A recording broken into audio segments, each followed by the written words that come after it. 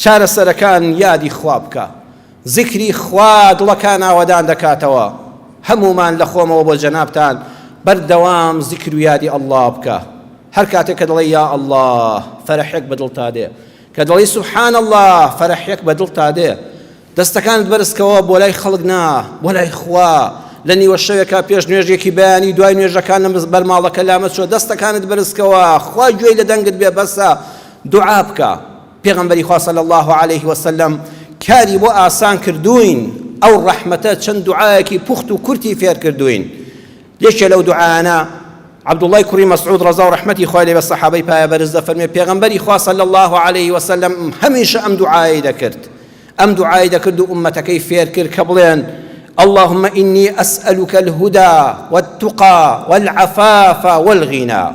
پیغمبر صلی الله علیه وسلم بەو گەورەی و عەزەمەتی خۆیەوە کە خوا هەموو شتێکی پێبەخشی بوو، کە پەیوەندی بە ئاسمانەوە هەبوو، جوبریل دەهاتە خزمەتی وحی خوای بۆ دێنا، دەستەکانی بەرز دەکردەوە بۆ لای خوا. اللهم إني أسألك پەروەردگارم، پەروەرێنم، یا ئەڵڵا داوا لێ دەکەم، ئەسئەلوکە بەس داوام لە تۆیە، یعنی ئەمە بەس بە تۆ دەکرێ خوایە، پەنا بۆ کەسی تر نابم، خوایە ئەم چوار شتم پێ ببەخشە. الهدا خوایە هیدایەتم بدەی. خۆ پێغەمبەری خوا صلی الله علیه وسلم بۆ خۆی سەرچاوەی هیدایەتە، یعنی خوایە ئەو عیلم و زانستە شەرعی پێداوم بۆم زیادکەی، خوایە ئیستیقامەم لەسەر ناسینی ئەم ئیسلامە پێ ببەخشی.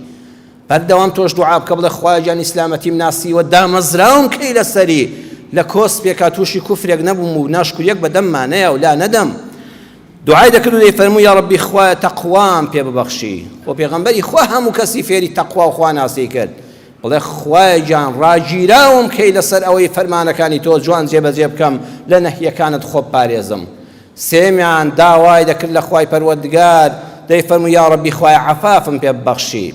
عەفاف واتە کەسایەتی بەرز، کەسایەتی بەرز لەوەدا دەردەکەوێت ئینسان سەرەتا چاوت پاک بێ، داوێنت پاک بێ، دەستت پاک بێ، زمانت پاک بێ، حتا خوا دەتگەێنێتە هاوسەرێکی حەڵاڵی بەڕەوشتی بەئەخلاق کە سەرنجام بەردەوام بەهۆی ئەو ژنە ساڵحەوە یان ئەو ژنە بەهۆی ئەو پیاوە باشەوە تووشی لا ڕێبوون و خیانەتی هاوسەرگیری نەبێ و تووشی داوێن پیسی نەبێ.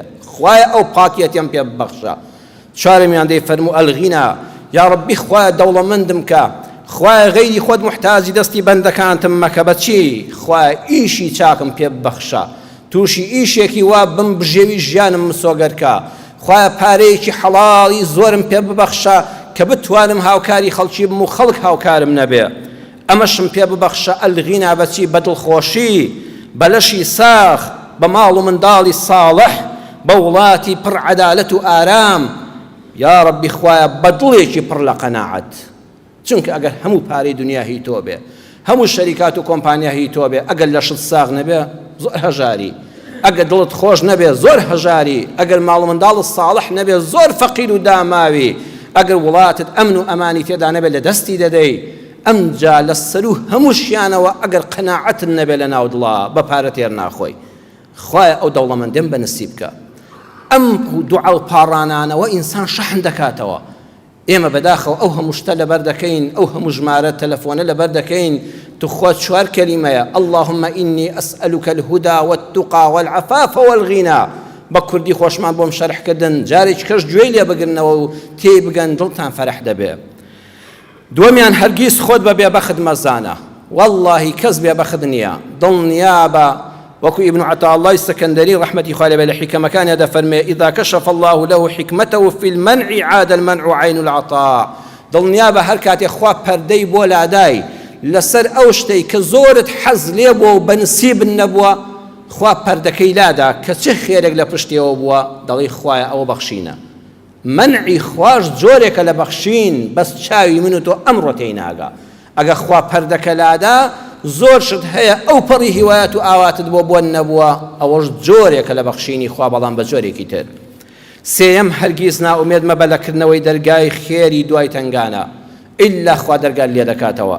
أن الفرج مع الكرب، هەمیشە دەرو لە کاتی تنگانەدایە لەگەڵ یایەتی. بڕۆ ژیانی پێغەمبەران لە قورئاندا بخوێنەوە، بەڵام بە التەدەبر خوێندنەوەی قورئان هەمووی بەرەکەتە، هەر ئاوا سەیری کەی بەرەکەتە. بەڵام بۆ ئەوەی دۆ ئیستراحەت بکە شەرنی هەرەوە بیخوێنیەوە. قورئان چیرۆک نی و حکایەت نییە، ئەبێت لەسەر وشە بە وشەی بوەستی. چیرۆکی پێغەمبەران بە تایبەتی سەلامی خۆیان لەسەر بێ کە خوا لە قورئانە بە درێژی بۆی باس کردوین.